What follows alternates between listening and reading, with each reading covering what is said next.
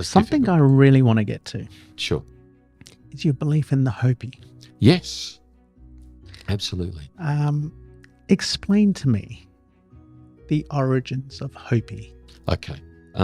So the Hopi are a very, very small, almost extinct sounds like the wrong word, but tiny, struggling tribe that live on three mesas in Arizona, right in the middle of the Navajo reservation.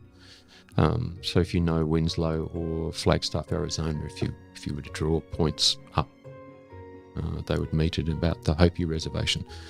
My father, for among many, many, many other things, extraordinary man. Love to talk about my dad.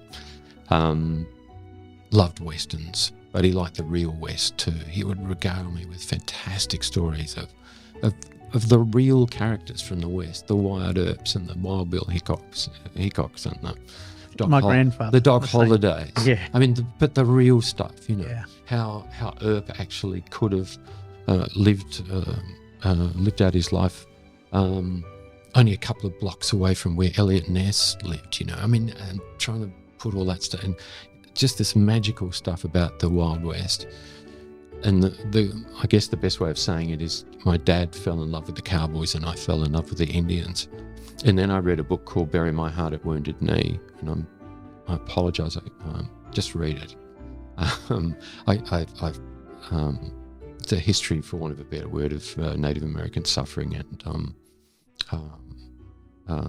betrayal. Really, there's no other word for it. And I know there are stories.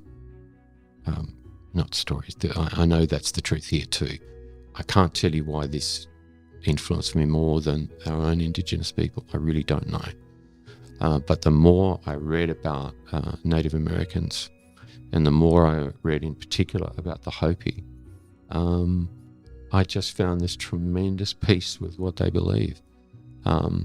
There may or may not be a major Christian religion whose twin pillars might be described as fear and guilt. I'm going to name that major religion, but if you were to name the twin pillars of the Hopi faith, they would be peace and balance, and I know which I prefer.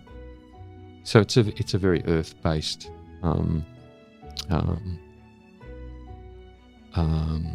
religion. Although, if you were to say to a true Hopi, you need to protect the environment, she'd say, what are you talking about? What is the environment? And you'd say, well, the land. No difference. Well, no, I have to be respectful. It will be respectful to me. They don't know the difference.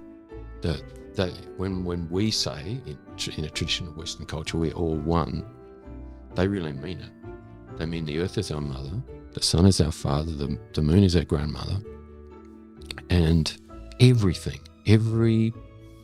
I doubt that Hopi believe in atoms. I really don't know, but if they were to believe in the nitty-gritty, they would say it's all one. It is indistinguishable. It's all a product and an expression of the great mystery.